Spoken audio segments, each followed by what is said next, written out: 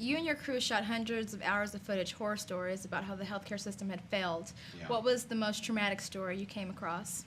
I think the worst story that actually, and it's not in the movie, it was so sad and depressing, I couldn't put it in the film. One of the whistleblowers who used to work at a health insurance company told us a story of a woman who had been raped, and her health insurance company would not pay for her visit to the hospital the night she was raped because, he says, you didn't read the small print in your policy, and it says that your policy does not cover you if you're a victim of a crime. It was mind-blowing, and just when I thought I'd heard the worst, when I heard that story, I get another letter from a woman who says that she had really good health coverage. It covered mental health, and she too had been raped. Went to see a psychiatrist as a result of the rape, and the health insurance company said that the rape was a pre-existing condition, and so therefore they would not pay the psychiatrist's bill. When you hear stuff like that, you're going, okay, time out. This has got to stop.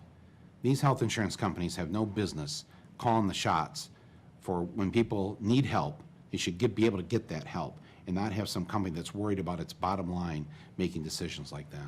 Do you have your own story about how your health care failed you throughout the years? I've been very fortunate. My dad was a union member, so he had a General Motors, plan. It was great. And then I'm a member of the Directors Guild, so I'm part of a group plan, so I have great health insurance, and I have no complaints. But, if I only made movies about the things that affected me personally, then it'd be kind of boring, wouldn't it? Well, speaking of that, Fahrenheit 9/11 kind of spoke to everyone around the world. This film, do you think people internationally are going to care about what's going on with our healthcare system? Oh yeah, because they have, in each of those countries where they have universal health care, they have politicians trying to change it, trying to say, you know what, we should be more like America.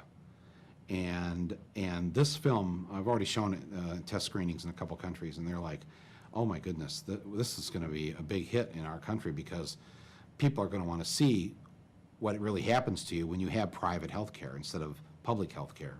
In the past, some of your critics have said... What critics? Who are these people? They've said that you've been too aggressive with your filmmaking. Do you even take that to account when you made Sicko?